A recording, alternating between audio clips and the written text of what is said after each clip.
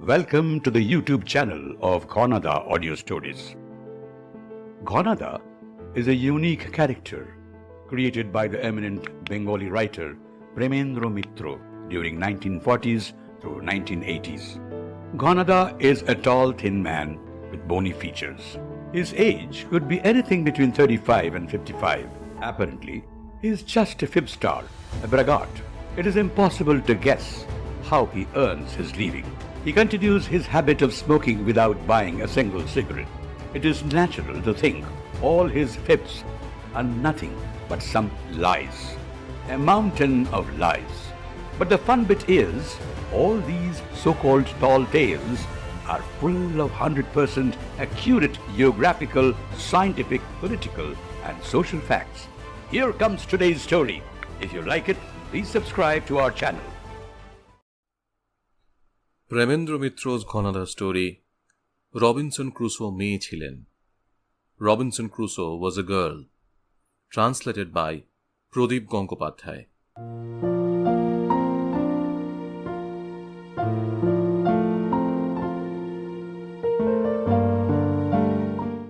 Robinson Crusoe. Do you know who the person was? Robinson Crusoe was a girl. Wearing a gracious smile, Ghanoshyam Babu swept a gaze on others. But I don't expect you to know that. Feeling affronted, Shiva Prasad Babu was about to open his mouth, but a mute signal from others stopped him. Without uttering a single word, all of them digested Ghanoshyam Babu's revelation and looked at him eagerly. Nowadays, everybody tries their best not to argue with Ghanoshyam Babu. To understand the reason behind their apathy to contradict him needs an introduction to Ghanoshyam Babu and this rendezvous. There is a man-made water body in the southern part of the city of Kolkata. It's sad as well as funny that we call it a lake. Men and women, either having no purpose in life or being tired of pursuing an aim, gather here every evening and discuss health, wealth, the satisfaction of lust or salvation of the soul, whatever suits them. They may come here single or in groups and keep milling around or idling on benches. On the south of the lake, close to the water, there are some trees of moderate height. Encircling each tree there are circular sitting arrangements for the tired and frail walkers and the nature lovers. If noticed carefully, almost every evening an assembly of 5 creatures can be seen on one of those circular benches. One of them has milky white hair that looks like the Khan's grass.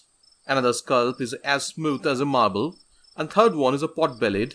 Another one has an enormous body like an elephant, and the last one is as gaunt and ungainly as a camel. At least 4 of these 5 people gather here every evening, and until sunlight dwindles from the sky, street lights are on, and vendors stop walking, they continue their discussion on numerous topics ranging from the health to imperialism, from the market price to Vedanta philosophy. Ghanoshyam Babu can be considered as the soul of this rendezvous. At the same time, he is the woe too. No one knows for sure for how long he has been adorning this gathering, but after his appearance, the trait and tune of it have completely changed.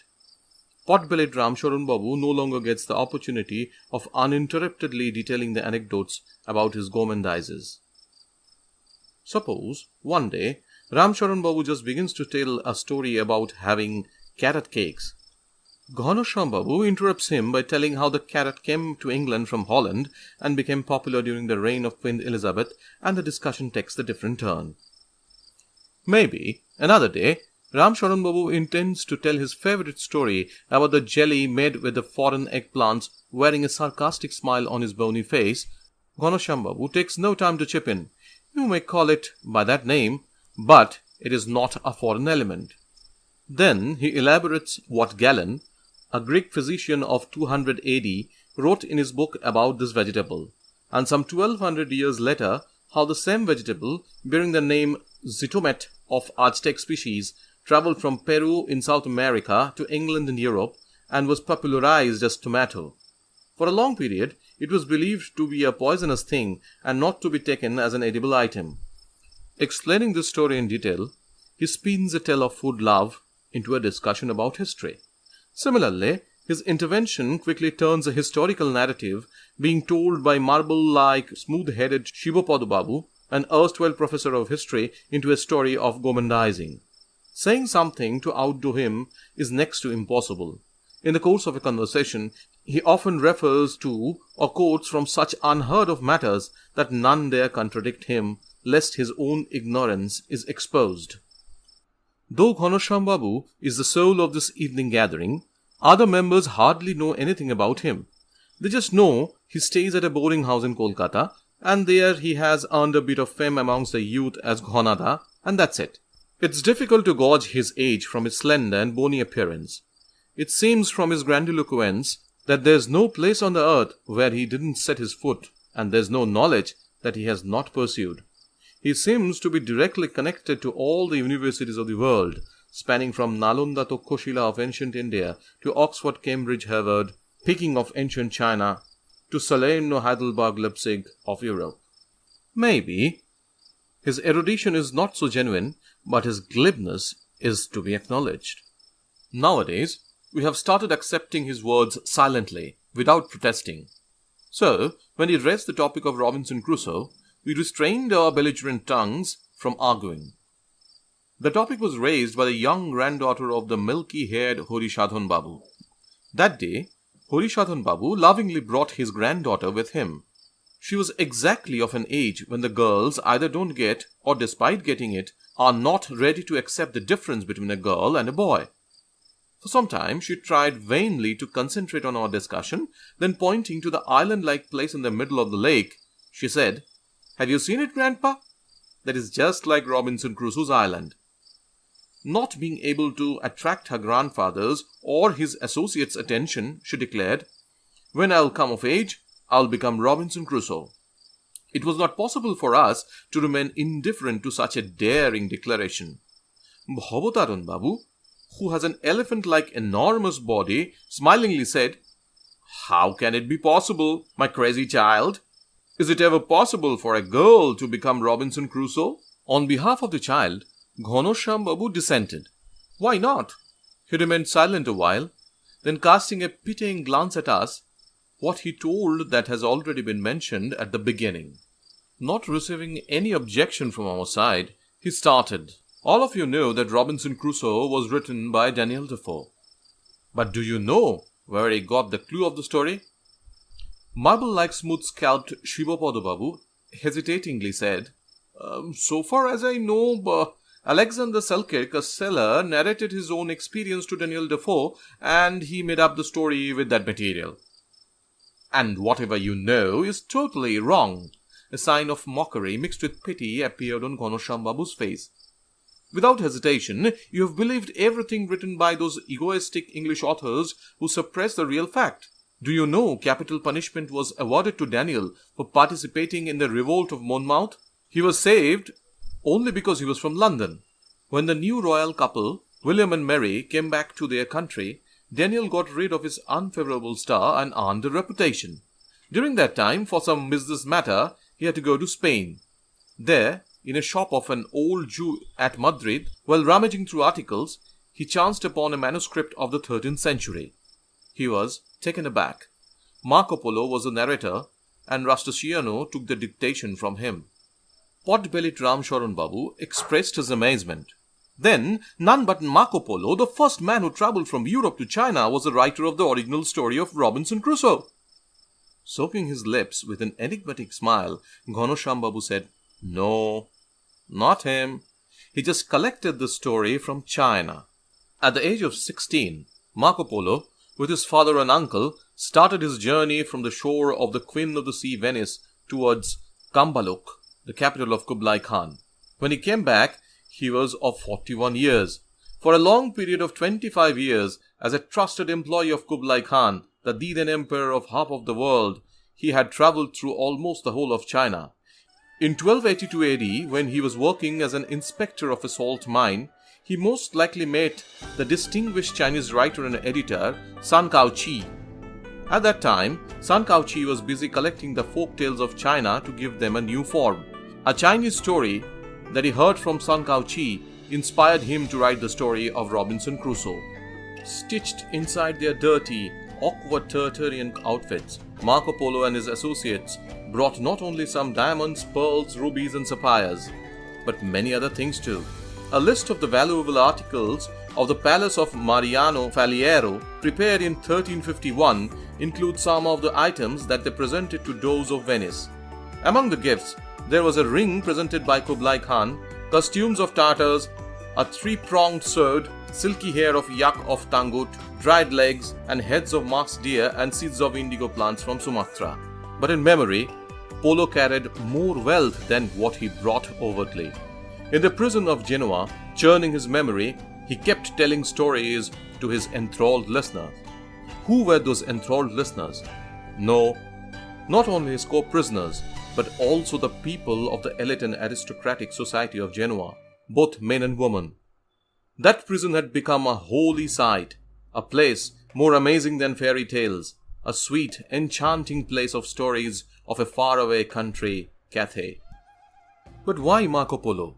The most respected and beloved person of the sea queen Venice was in the prison of Genoa. It is a long story.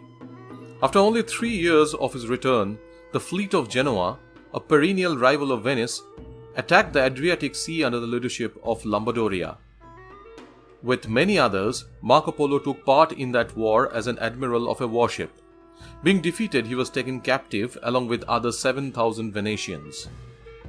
Among his enthralled listeners at the prison of Genoa, there was a man who came from Pisa, the city of Leaning Tower. His name was Rusticiano. By that time, the French language was exalted to its revered position and was dominating the whole of Europe as a language of lyric and love. Though Rusticiano was from Pisa, he had an extraordinary command of the French language. In that language, he noted down all the great tales told by Marco Polo. Afterward, those tales, noted down by Rusticiano, spread all across Europe. 150 years later, another sailor of Genoa, on reading that story in Latin translation, got engrossed in the dream of remote Cathay, where the gold-wrapped spire of the palace of Cipangu was dazzling in the morning sun. That book, bearing his signature and marginal notes, can still be seen at Colombina Library of Seville. The name of that seller was Columbus. Further 200 years passed. In a fancy shop of Madrid, Daniel Defoe happened to have discovered such a book, copied by Rusticiano. After 33 years from that book, he developed the story of Robinson Crusoe. But how come Robinson Crusoe is a girl? Marble-like smooth-headed Shivopada Babu could not help asking. Because the story of San Cao Chi, collected by Marco Polo and noted down by Rusticiano, describes her as a girl. But Daniel changed both the name and the race of the protagonist. Milky-haired Harishadhan Babu expressed his curiosity. May we have the opportunity of hearing the story written in that manuscript? Do you want to know the story? The original story is quite a long one. I am telling you a summarized version. Shifting of the capital of the Su dynasty to get rid of frequent attacks by Tangut from Kaifeng to the north of Kinsai city was not yet done. But the reputation of Kinsai as the most incredible city had already been spread, passing through the countries like Malay, India and Persia. It had reached as far as Europe. Chuan Wu, a merchant, lived in that city of 12 archways and 12,000 bridges. He had plenty of money and jewelry, but the most valuable asset he possessed was his only daughter, Nansu. As the reputation of Kinsai had spread all over the world, the fame of the beauty of Nansu too circulated throughout China. Such exceptional beauty of one brings disaster to either on oneself or to her family. There was no exception for Nansu as well. At that time, the Khitans from north were repeatedly attacking Kaifeng like the sea waves. Somehow, Chuosan, the leader of the Khitans, got to know about Nansu's incredible beauty. He stationed his most aggressive regiment near the wall of Kaifeng and sent his condition for a truce to the royal court of Sung. He demanded Nansu, the apple of the eyes of China, the greatest asset of the city of 12 archways and 12,000 bridges, whose lakes house dreamlike green isles in their emerald blue water. After getting Nansu, his regiment would retreat from Kaifeng as water recedes from the shore during low tide. The news stirred the whole of China. troubled the royal court with anxiety. Nansu's father, the merchant Chuanu, apprehended great distress. But ultimately, the royal court of Sung did not hesitate to buy peace for the whole country in exchange for the life of just a girl. Chuanhu received the order of sending Nansu to Kaifeng.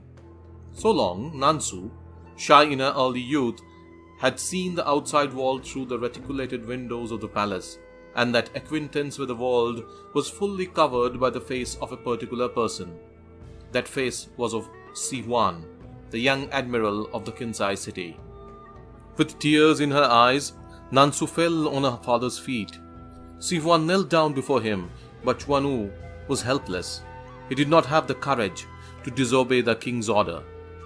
So, going to that icy land at the north and accepting that brute leader of the kittens became inevitable for Nansu. It was a cruel quirk of fate that the responsibility of escorting Nansu was reposed on Siwan. The whole of Kansai city was in tears when, fluttering the cloud-like white sail, Siwan's warship started from the city of 12 archways and 12,000 bridges. But no depression touched Siwan and Nansu. They resolved, as their fate played tricks on them, they would also deceive fate. The ship sailed for 7 days and 7 nights through the vast ocean. Siwan himself was controlling the steering wheel of the warship. His target was not the icy land at the north, but any dreamy, sunny island at the southern part of the sea. If they could reach there once, with Nansu, he would sneak out of the ship silently under the cover of the dark night. They would settle down at such a solitary island where unlawfulness of Sung dynasty and oppression of the barbaric kittens could not reach. He had already brought a small boat made of goose feather for this purpose. Perhaps destiny sneered at them for their audacity. After 7 days and 7 nights, suddenly the weather turned foul and anxiety took control. From the very beginning, Siwan's companions were surprised to see Siwan taking control of the steering wheel in his hand. After sailing for 7 days and 7 nights, when they found the ship did not reach its destination, they were suspicious. Reading the position of the stars, they confirmed the ship was going to the south and not north. Their distrust flamed up in revolt. During the night, a violent storm came. The sea became turbulent. The people who gamble with their fate possessed the courage to turn a crisis into an opportunity. Siwan disembarked Nansu with a feather boat in that turbulent sea, and just when he attempted to get off, the rebellions suddenly caught and chained him. When she was getting swayed away by the turbulent waves, surpassing the noise of the roaring wave, a voice reached her ear. "Don't be afraid, Su! I am coming soon! I will come!" When Nansu regained her consciousness, she found herself lying at the seashore of a small rocky island. Nansu sat up and anxiously looked around. She could see only a few seagulls. There was no trace of any other lives. Far away, the waves of the turbulent sea were rolling over onto the beach. Nansu's tiny feet were as soft as a rabbit. Those feet were not made for walking on the rough hilly terrain. Still, she walked around the island with bleeding feet to find a trace of life. There was none. Snowy white Nansu's hands were so delicate that she had never held anything except ivory-embellished hand fan. But now she had to pick fruits from the thorny bushes. Day after day, from the top of the hill, Nansu kept on looking at the sea with her blushing, timid, quivering eyes, longing for Siwan. He had promised he would surely come. Days and nights passed by. At the northern sky, the Ursa Major and the Ursa Minor interchanged their positions countless times and revolved round the pole star as its principal god. Nansu lost the count of days. She did not even realize when the outfits of her body and the modesty of her soul had slipped off. She lost many things, but her prolonged stare, undying longing, craving quest remained the same. One day, after many days, finally her waiting was over. Far away, on the horizon, a white sail appeared faintly. Very soon, that ship became distinct and anchored at the rocky shore. Who was landing? Indeed it was Siwan. In uncontrolled eagerness, like a waterfall, Nansu started descending from the hilltop. In the midway, she met Siwan. Being seized with emotion, she said in a singing voice, "After so many days, at last you are here, Siwan." The man who was approaching her with lecherous eyes got shocked and stopped unwillingly. He asked in a coarse voice. What do you mean by at last I am here? Who are you? She felt she was disconcerted, but lewd look on her body. In a doleful voice, she uttered, Can't you recognize me, Suwan? I am Nansu. Nansu? But Nansu is the name of this island.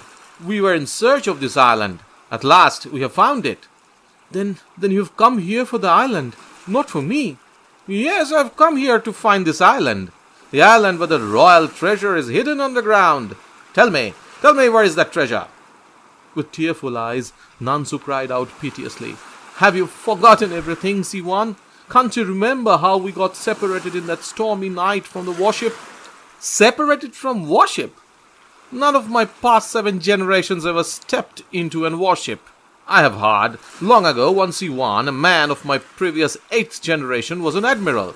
It is said that he was the one who shared the secret of this Nansu island. But all this happened long back, 2 centuries ago, when Kaifeng was the capital of China. 2 centuries? Nansu uttered in a passion-choked, indistinct voice. Then she shuddered to discover her complete nudity into the lustful eyes of the sailor. The sailor was then nearing her greedily. Nansu sprinted away like a deer shot by an arrow. She ran to that hilltop, which was still covered by her coveted dream. But with every step, she felt her body was breaking down. Perhaps she would not be able to save herself from the cruel, lecherous sailor. She lost all her vigor when at last she could throw herself at the edge of the hilltop. The sailor tried to draw her forcefully to him, but he shivered in fear and stepped back. Nansu was thoroughly surprised. Casting her glance successively at him and herself, she became stupefied. Her youth, that had been kept undying by her intent yearning of 2 decades, was now rapidly dwindling.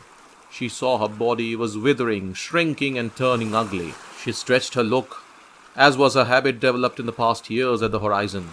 Who are those people fast approaching, churning blue water of the sea? Who are they? She cried out. They too are Sifuans. Ha ha! The sailor roared on to laughter. They are 5,000 descendants of Wuan. They too are coming to get the hidden treasure. They will burn that witch who has been guarding that treasure for 2 centuries.